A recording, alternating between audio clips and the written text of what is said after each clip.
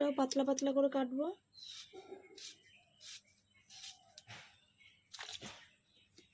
আর মাছটার মধ্যে দেব লবণ,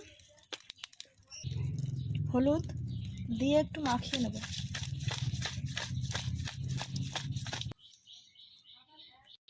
উনুনে কড়াই বসিয়ে দিয়েছি, কড়াইটা গরম হয়ে গেছে, দেব সর্ষের তেল।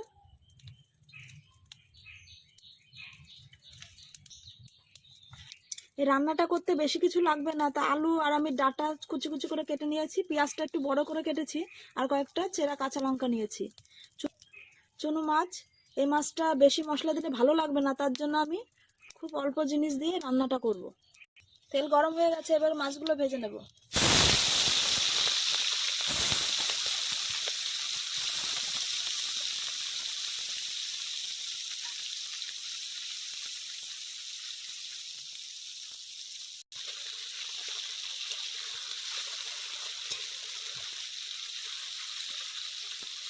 মাছটা ভাজা হয়ে গেছে, এবার তুলে নেব।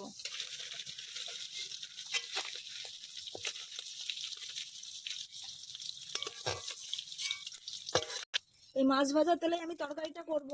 দেব তেজপাতা, শুকনো লঙ্কা ফোড়ন, জিরে, সামান্য কিছুটা রাঁধুনি। এবার দেব পেঁয়াজগুলো,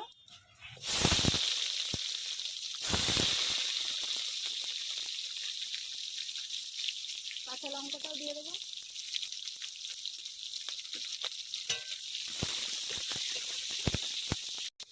আলুগুলো দিয়ে দেবো,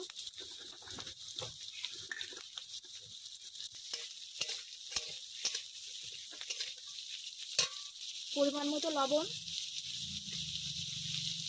হলুদ,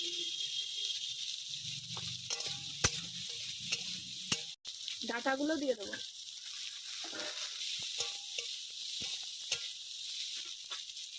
ভালো করে ভাজা হয়ে গেছে, এবার আমি দিয়ে দেবো জল, অল্পই দেবো।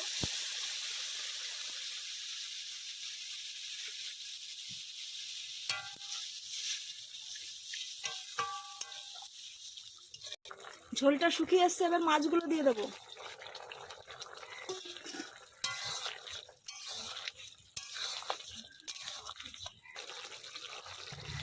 ঝোলটা শুকিয়ে এসছে, এবার আমি এটা নামিয়ে নেব।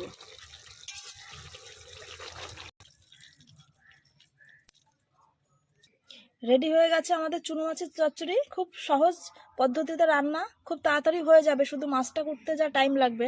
আপনারা বাড়িতে বানিয়ে অবশ্যই খাবেন, ভাতের সাথে খুবই ভালো লাগবে। আর কেমন লাগলো অবশ্যই কমেন্ট বক্সে জানাবেন।